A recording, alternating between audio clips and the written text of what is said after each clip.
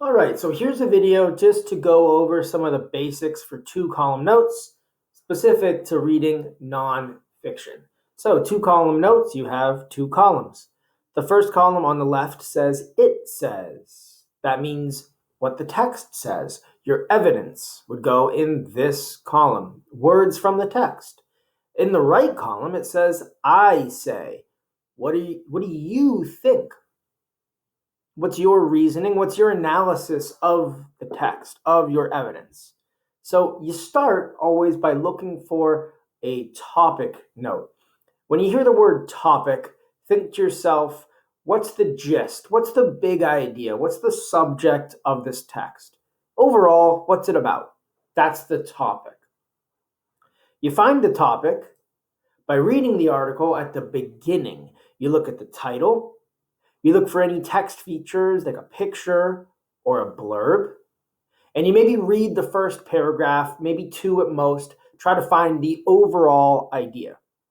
So if I were to look in this article, I see it says Civil War aftermath. Aftermath means something that happens after. And it says South Sudan, the country, has healed little. Also, I see a picture of a soldier with a gun, taken from only a year ago. It says no progress has been made. And if I read the first paragraph, it says South Sudan has made no concrete steps towards national healing since the end of its bloody civil war. Based off that, I think I know what the topic of this article is. I think the big idea, what it's about, is how South Sudan still has fighting and it's still unstable even after the war. So I just write that as the note. And my evidence is on the left. After that, I look for claims about the topic. I would ask myself a how or why question about the topic. Something maybe like, all right, well, why is it still violent after the war? Or how is it still unstable even after the war? Your topic note will guide you as you read the rest of the way. It'll help you determine what's important, what's not important as you read. If it connects to your topic, it's significant. Look for the author to express his or her opinions about the topic. That's their claim, the author's opinion or feelings on the topic. So you'll see I got a claim note here. The letter C stands for claim.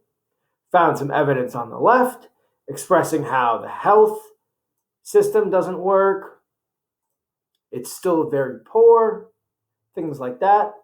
So I wrote a claim note, capturing some of those ideas, expressing a little bit about why it's such an unstable situation. There's still violence, they're dealing with poverty, not a lot of resources. Just a quick note. You'll see I only wrote one phrase.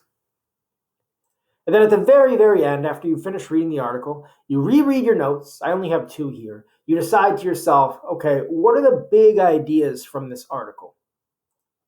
You add them up or synthesize them into an author's claim note at the end. Author's claim, or for short, AC, it's two full sentences to summarize. I always treat it like pretend someone who's never read the article came in the room and they couldn't read the article, they could only read your author's claim note. Would they get the idea of the article just from reading your two sentences? So here my author's claim is, since the end of the Civil War, South Sudan is still experiencing lasting violence and instability. The government itself fuels violence, and the nation is dealing with extreme poverty, a lack of resources, and a broken healthcare system. That captures the big ideas of the article. And I came up with that simply by rereading the notes I'd already done. They're your resources, use them to add it up and write an author's claim note. So again, this is two-column notes for nonfiction. Evidence on the left, your notes on the right. You finish up by writing an overall author's claim note.